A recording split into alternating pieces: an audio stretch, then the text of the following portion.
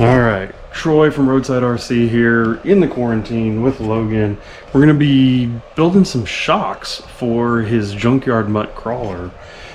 Picked up some GMade, sorry Logan. Picked up these GMade shocks, 113 millimeter. You can see the part number there. Picked them up from Cookeville Hobbies. I'm gonna put a link to their eBay store down below. This is, at this point now, our local hobby store. It's almost an hour away from us. But during the quarantine, what they're doing is they're doing all the shipments and everything through their eBay store, Love RC. So I'll put a link to that eBay store down below.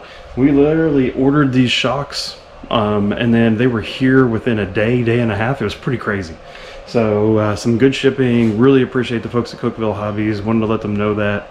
And wanted to share that if you're looking for anything RC related, go check out their store, see what they have on eBay, and they will get some stuff shipped out to you very fast. But Logan is building his first set of shocks following the instructions, so we will have to see how this goes.